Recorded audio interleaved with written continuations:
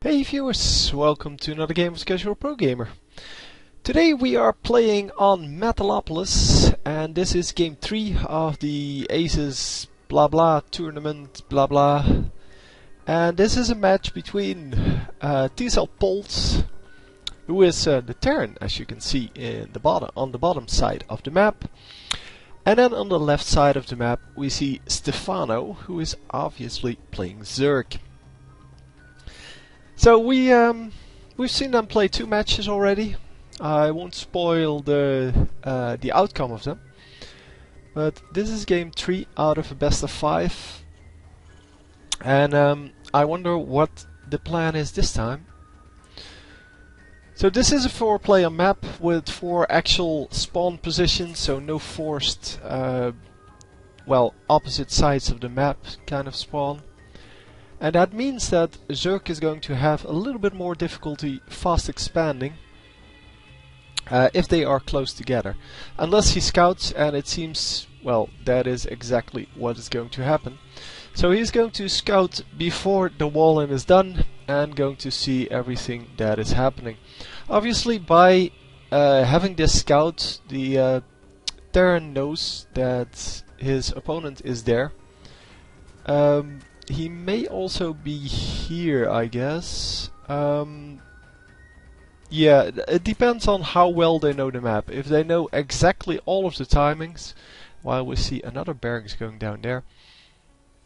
If he knows the exact timings of things, then he might see that the little later scout from the left side, well, when the scout has come in, he may have concluded from that he is on the left, because if you're on the right side, the scout will come in a little bit earlier, and he doesn't scout the barracks with this overlord.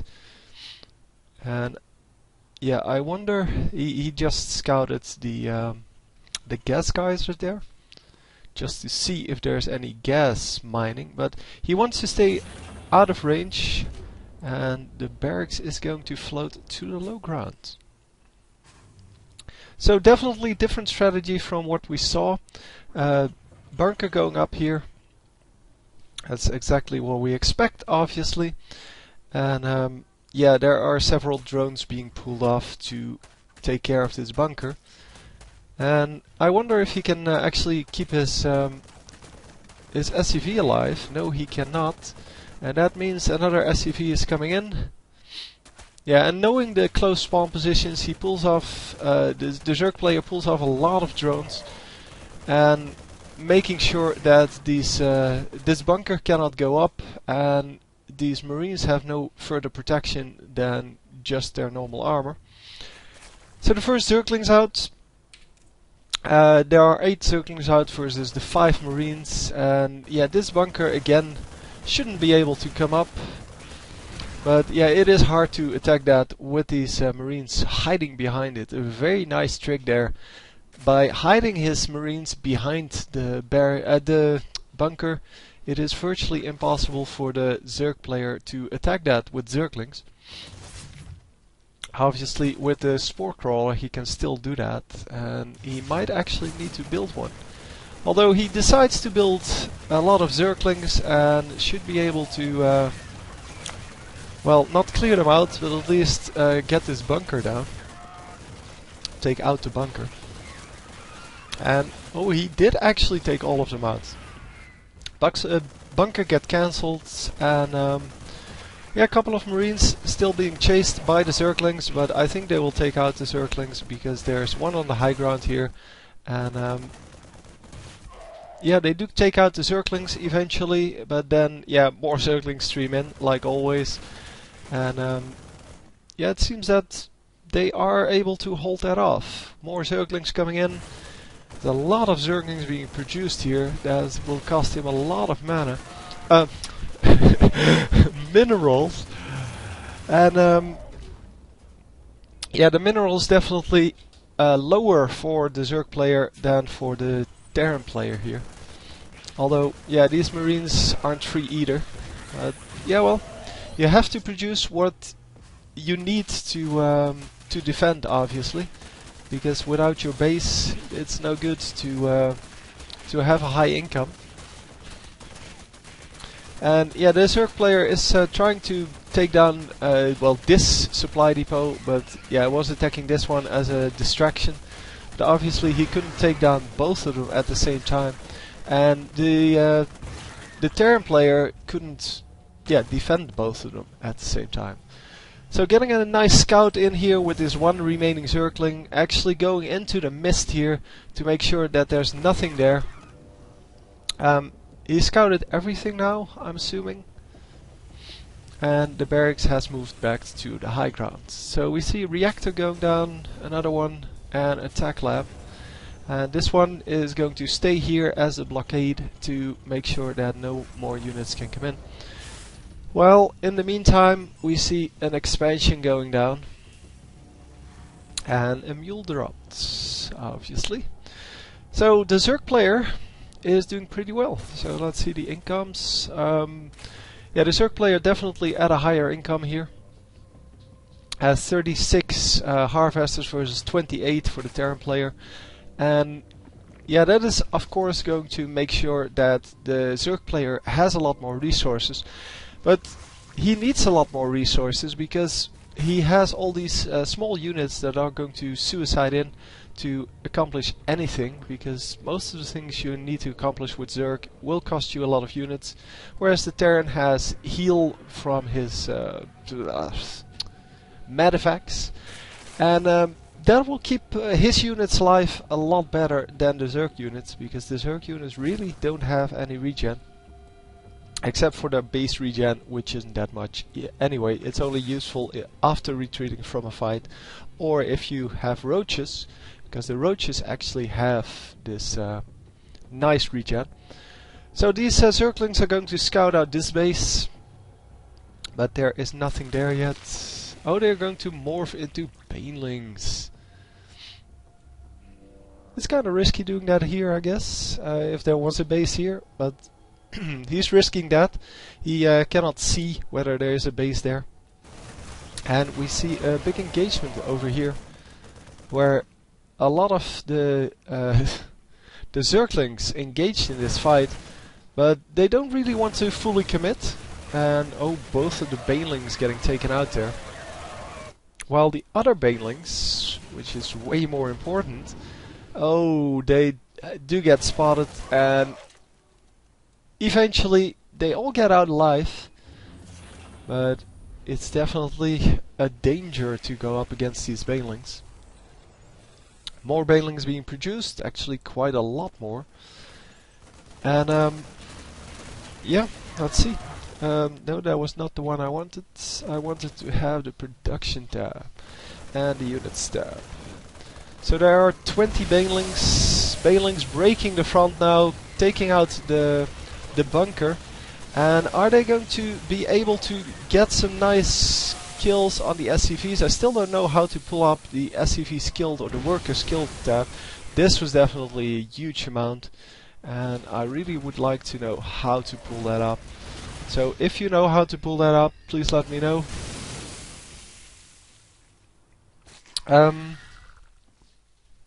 Let's go back to everyone. I was trying to get the W for worker skilled, or I have no idea what the shortcut is, and it isn't in the normal well, the normal overlays. So it has to be something else, and I just don't know. I should look that up.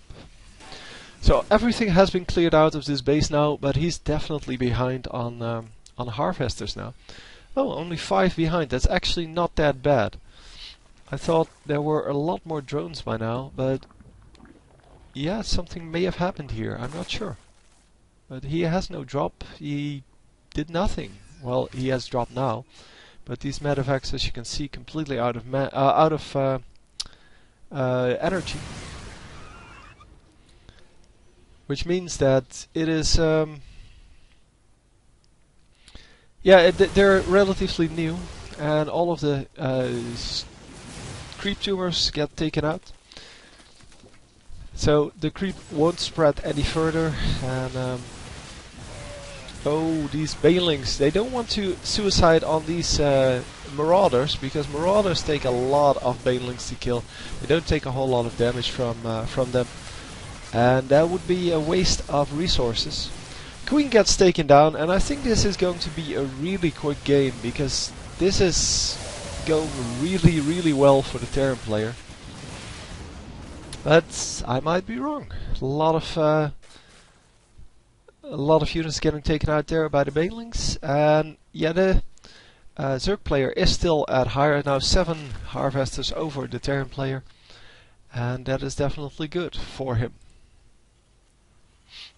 So in the meantime, we have 2 orbital commands, one of which is actually producing an SCV. Oh, both of them are producing SCVs. Sorry, I didn't see that. I looked over here, and then on the other one I looked at the right spot. So both of them still producing SCVs, and yeah, that's normally what we see, because normally we see SCV production throughout most of the game. And going to take out a couple more creep tumors, because the Zerglings, roaches, everything is a lot less useful on the normal grounds than it is on creep. So a few of the units get rescued with these medevacts. It's only three marines, and yeah, he's going to regroup, I guess.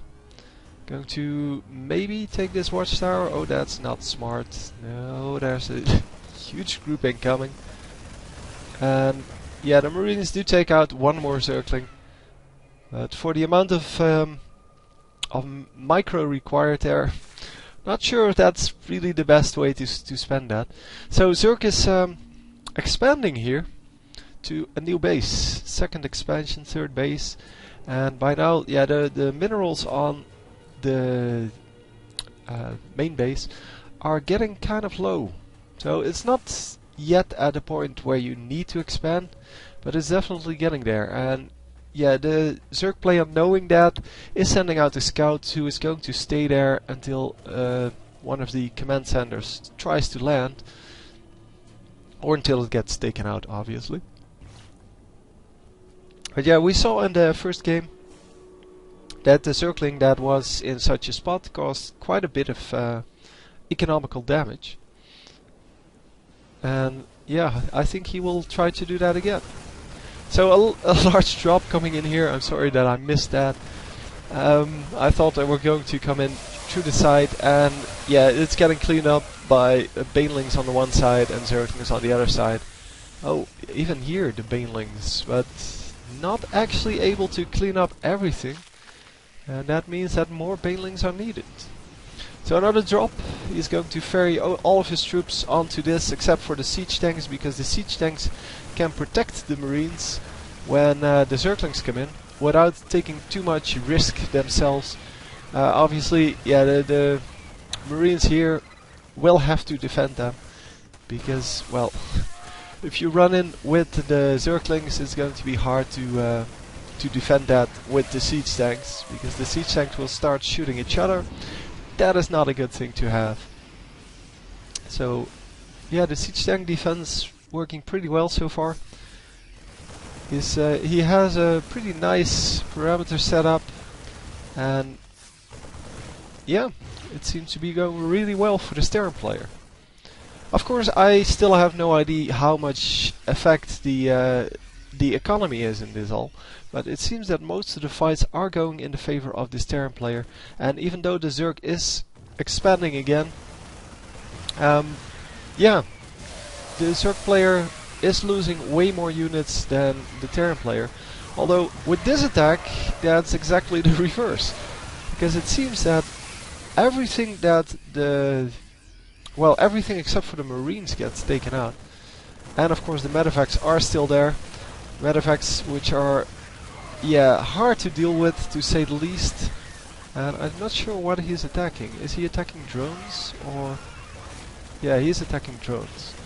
Okay, because none of the buildings took any damage, so I wasn't assuming he was attacking buildings, because yeah, that would be very hard to do with this little this small of an army.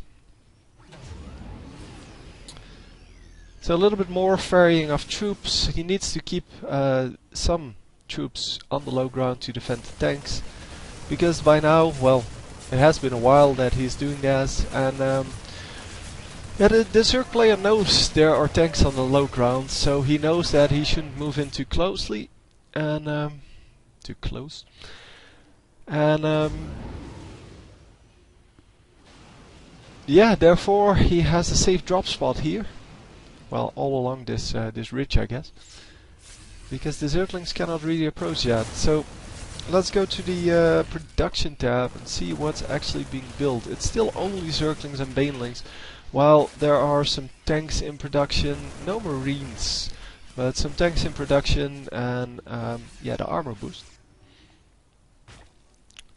But I'm wondering when they will make a tech switch, and yeah, we see some more tanks coming in. I want to see what's actually in this base. It's all barracks all the time. So, Terran player still hasn't expanded yet. This may be... no, it's an armory. And it's going to have to live from this... well, from these like 6 mineral fields and 2 gas geysers, because the 2 in the main aren't actually there anymore. Oh, he did make this base. Oh, sorry, I missed that. Thought this was an army, but yeah, with the Zerglings coming in, this is really not a good thing to have.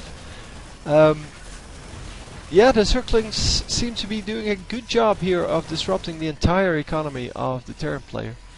And since this is no longer a high yield expansion, what it used to be, I think the Zerg player actually is going to come out of this, because he has been farming from, or harvesting, whatever, from 2 bases where, or yeah, from 4 total, where the Terran is currently mining 2. But both of them have only 2 bases that are that still have plenty of minerals. This one and this one for the Zerg player. As you can see, this one is done, and the main is obviously mined out.